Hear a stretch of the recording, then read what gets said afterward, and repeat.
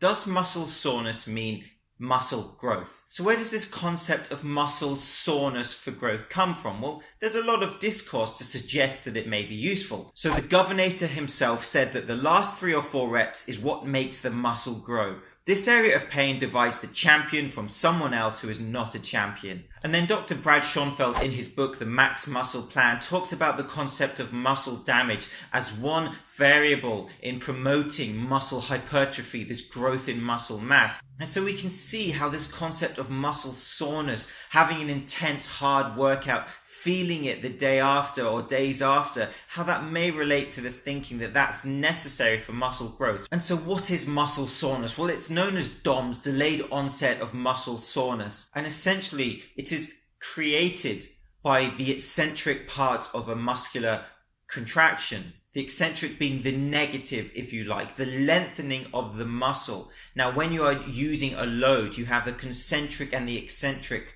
The eccentric under load actually has a greater force potential than the concentric. And this portion of a lift is absolutely essential for all sorts of gains, strength and muscle mass, and it does create this soreness effect. The amount of time where it actually hits you is very personal to you and your sessions. And Dr. B in 2012 said that the greatest damage to muscle tissue is seen with eccentric exercise, where muscles are forcibly lengthened. And so it is through this eccentric portion of a movement under load where these tears will create this muscle soreness. And then T 2007 looked into muscle damage, and he concluded that he created a model that states that damage initiation may be either metabolic or mechanical, or a combination of both, depending on the mode, intensity, and duration of exercise and the training status of the individual. And so we know that muscle damage is a key variable in producing muscle growth. But what we need to understand is how much of an indicator is it? How important is it in terms of cause effect? And how can it inhibit and how can it benefit your training? Well, how can being sore actually be a negative thing for your training? Essentially, it will come down to training frequency.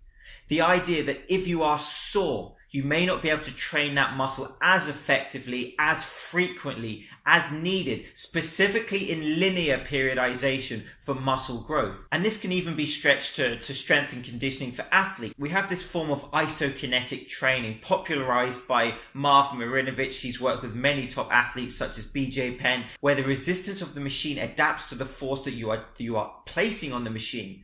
Is specifically useful because there is no eccentric load for performance. And one benefit that Marv Marinovich talks about is the fact that this will decrease muscle soreness, DOMS, and therefore the athletes can train more frequently, more intensively over a period of time, and therefore develop their bodies. And so this is one application where not being sore is beneficial. But I would suggest that for most people, for gaining strength and for gaining muscle mass, you are not an elite athlete. The eccentric loading of your lifts is absolutely vital for this, because there is a greater potential for force production during the eccentric loading of a lift. And so for sure, we don't want to avoid this eccentric part of the lift because we want to avoid muscle soreness. And so that's something you need to factor in. Hilliard Robertson 2003 state that a resistance training protocol which includes eccentric as well as concentric exercise, particularly when the eccentric is emphasized, appears to result in greater strength gains than concentric exercise alone. And Joe DeFranco has a nice quote, and he says that soreness is not an indicator of making progress in the gym. Making progress is making progress in the gym. And I really love that quote. And so when it comes down to muscle soreness, it really will depend on, of course, the type of exercise you are doing, how frequently you are doing it, whether you are a beginner and you've just started training. There are so many variables involved. And for certain, there is an individual predisposition to becoming sore. Some people, for some reasons, will be more predisposed to muscle soreness than others. And certainly that is an area for more research. Why do some people feel more muscle soreness than other people? And of course, there are a wide number of variables involved. But generally speaking, Joe DeFranco is somebody who says that he feels muscle soreness all the time, whereas he trains Triple H, the professional wrestler, and he says that Triple H very, very rarely gets DOMs from his training sessions. And then we can stretch to performance and think that, well, actually, we know that cold therapy is used by many athletes to try and decrease DOMs. And this could be ice baths, it could be a sort of cryotherapy. And the reason for this is the constriction of blood vessels to flush out lactic acid and to reduce tissue breakdown. And then after that session, when the warmth returns, this sort of increase in rate of blood circulation will help for the healing and recovering properties. Now, there's a lot of debate on both sides of cold therapy. That's certainly something for another video, but I just wanted to put it out there as one method that people do use, athletes do use, to try and manipulate DOMs and muscle soreness so that they can train more frequently and more effectively. And so what could the benefits of muscle soreness be? Well, it can certainly be an indicator that you are hitting the right muscles within your workouts. If you are targeting certain muscle groups and you feel that muscle soreness on other muscle groups, it may be an indicator that you're performing your lifts incorrectly with poor form. Maybe your programming is completely off. There are certain lifts specifically involving muscle groups such as the rear delts and middle and lower traps, where a difference in hand position and movement can actually recruit unwanted muscle groups. And so certain lifts can be quite intricate in that manner, where you may recruit other muscles and therefore decrease the load on the prime mover. So that is one application of how feeling muscle soreness can be an indication that you're hitting the wanted muscle groups. For certain people, training with DOMs could also increase risk of injury. Now, again, there are variables involved that will come down to your training experience, what lifts you're performing, but most certainly for some people, in certain situations, DOMs could be a risk factor for injury. And so this is what it comes down to. Muscle soreness is not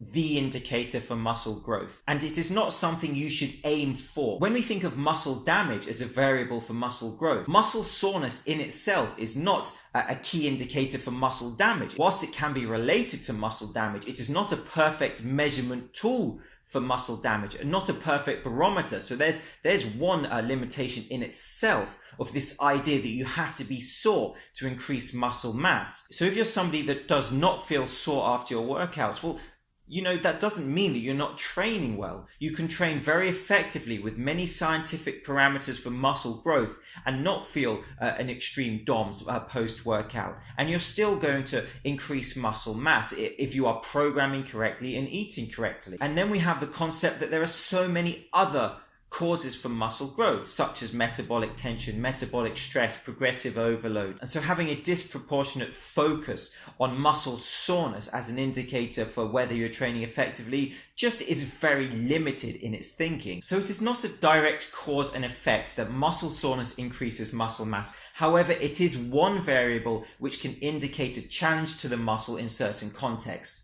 It is this stimulus which can be one contributing factor to muscle growth. And so when it comes to the concept of are you training effectively for muscle growth, I would suggest not focusing on muscle soreness per se, but actually focusing on other factors, such as your periodization. If you're using a linear periodization, making sure that your intensity programming is correct. For example, you can use percentage of 1 repetition max for your reps and sets, or you could use the numbers repetitions model for calculating the weight that you should use for a certain amount of reps and sets. And so those are the sorts of things that you should focus on, and then progressively overloading using that model. And so the takeaway is that yes, muscle soreness is an indicator that you're challenging your muscle, but it's not the be all and end all of whether you are stimulating muscle growth. There are several factors that come into this.